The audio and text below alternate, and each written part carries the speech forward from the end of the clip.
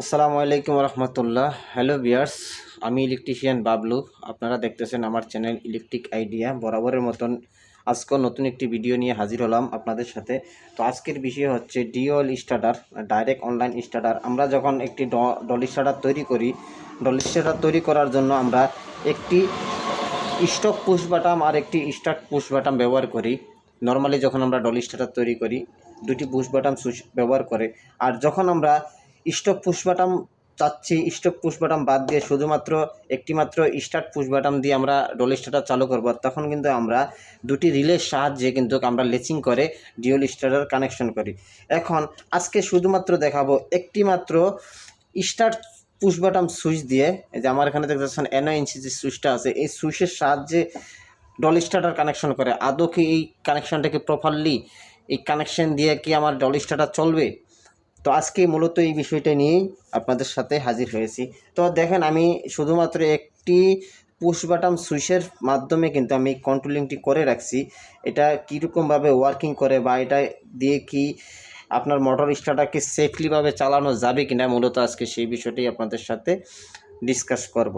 তো আমি প্রথমে পাওয়ারটা দিয়ে নিই। পাওয়ারটা দিয়ে শুধুমাত্র আমি যখন এই সুইচটা চাপ দিব, চাপ দেওয়ার সাথে সাথে দেখতে পারতেছেন আমার কন্ট্রোলিংটা ধরছে কিন্তু ঠিক আছে, কিন্তু এখানে একটু সমস্যা আছে। সমস্যাটা হচ্ছে, যখন আমি একটি ভারী লোড আমার এই ম্যাগনেটিক কন্ডাক্টরের সাহায্যে আমি ভারী লোডটা দিব, লোডটা দেওয়ার সাথে সাথে যদি আমার ম্যাগনেটিক কন্ডাক্টরটা যদি এরকম থেতরায়, মানে লাইন ধরে সারে, সেই ক্ষেত্রে আমার মোটরের উপরে কিন্তু একটি ভারী একটা প্রভাব পড়বে। আমার মোটরটা কিন্তু নষ্ট হওয়ার খুব সম্ভাবনা বেশি থাকে।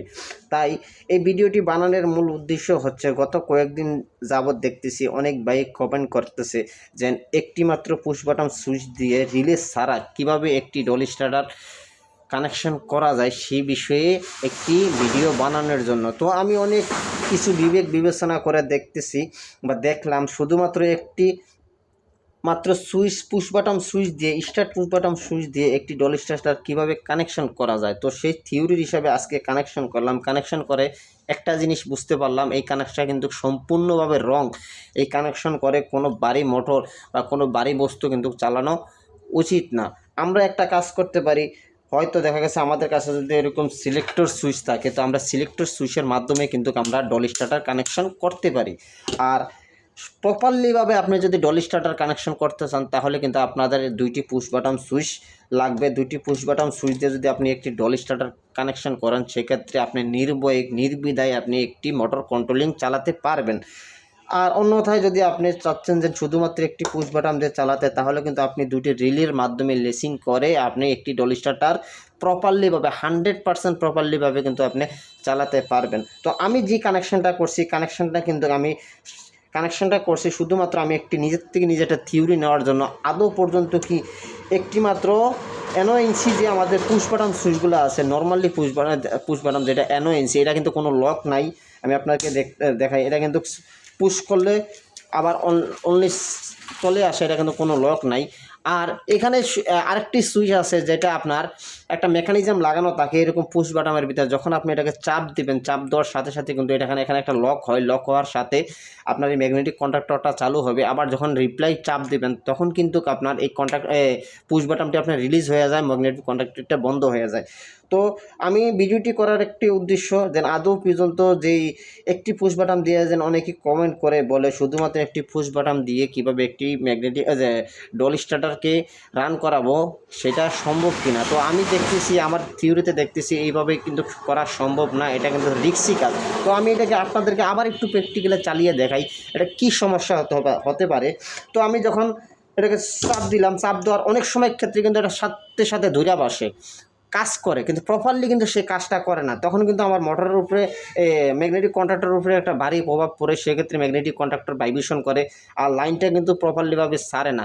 তো আপনারা চেষ্টা করবেন সবসময় আপনারা দুটি পুশ বাটন ব্যবহার করে বা দুটি রিলের সাহায্যে লেসিং করে আপনারা একটি ডল স্টার্টার তৈরি করবেন।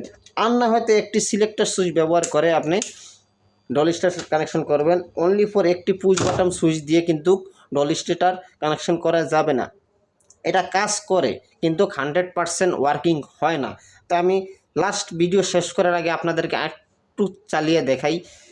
আমার এটা বর্তমানে এখন অফ অবস্থা আছে। আমি যে চাপ দিলে ওই দেখেন আমার এটা কীভাবে ডিস্টার্ব করতেছে। হ্যাঁ, তাহলে এভাবে কিন্তু আমার এইরকম কন্ট্রোল আমার করা যাবে না। তো সবাই ভালো থাকবেন, সুস্থ থাকবেন। শুধুমাত্র আমি এই একটি মাত্র পুশ বাটন সুইচ দিয়ে যে মোটর কন্ট্রোলিং করা যায় কিনা সেই থিওরিটা নিজে জানার জন্যই মূলত এই কন্ট্রোলিংটা করছি। আদৌ পর্যন্ত একটি মাত্র পুশ বাটন, এরকম নর্মালি পুশ বাটন দিয়ে ডলি স্টার্টার কানেকশন করা যায় না। তো সবাই ভালো থাকবেন, সুস্থ থাকবেন। দেখা হচ্ছে পরবর্তী ভিডিওতে। আল্লাহ হাফিজ।